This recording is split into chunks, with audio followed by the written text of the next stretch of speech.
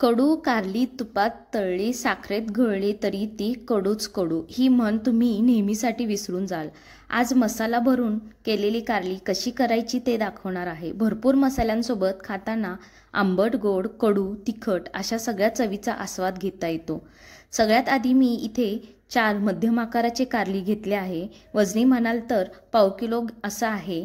पाण्याने स्वच्छ धुवून घेतले आहे। कारल्याची भाजी कडू होऊ नये म्हणून सर्वात आधी कारलं कापताना दोन्हीकडच्या साइड्स कापून घ्यायचे आहेत।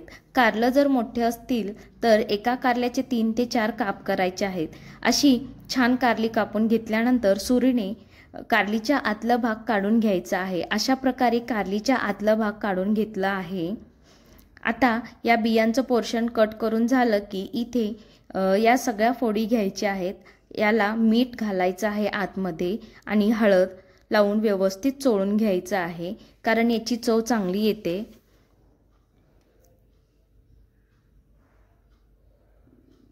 या फोडी चाळणीमध्ये ठेवायचे आहे। कारलं शिजायला वेळ लागतो म्हणून मी वाफवून घेते। आधी मीडियम गॅसवरती 10 ते 15 मिनिट वाफवून घ्यायचं आहे। आपलं कारलं उकडून होतंय तोपर्यंत त्याचा मसाला तयार करून बनवायला घेऊया। इकडे मिक्सी जारमध्ये अर्धा कप भाजलेले शेंगदाणे, 10 ते 12 लसणाच्या पाकळ्या, 7 ते 8 कढीपत्त्याची पाने, थोडीशी कोथिंबीर, 1 चमचा तीळ, 1 चमचा जिरं, 1 चमचा लाल तिखट, 1 चमचा घरगुती काळा मसाला, चवीनुसार मीठ आणि 1 चमचा गरम मसाला घातला आहे। मिक्सरला बारीक वाटून घ्यायचा आहे। अशा प्रकारे मसाला तयार आहे। आता इथे कारलं पण छान उकडले आहे। आता हे काढून घेऊयात। या कारलीमध्ये मसाला स्टफ करून घ्यायचा आहे। आता आपल्याला मसाला स्टफ करून घेऊया। अशा प्रकारे सगळ्या कारल्यांमध्ये मसाला भरून घेतला आहे आणि इकडे कढईमध्ये 3 ते 4 चमचे तेल व्यवस्थित गरम करून घेतला आहे। त्यामध्ये 1 चमचा मोहरी घातली आहे। मोहरी छान तडतडली की हे भरलेलं कारलं या तेलामध्ये घालूयात।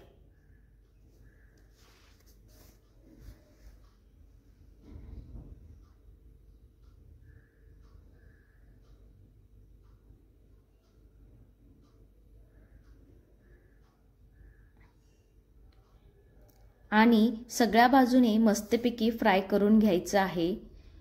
1-2 मिनिट असं छान फ्राय करून घेऊयात।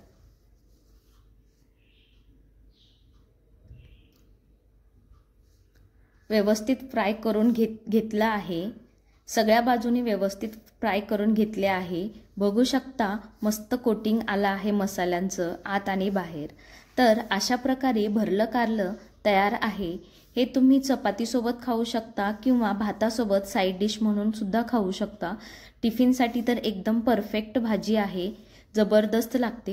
ही रेसिपी कशी वाटली तुम्ही मला कमेंट करून नक्की सांगा आणि आवडल्यास लाईक आणि सबस्क्राईब करायला विसरू नका। Thank you for watching.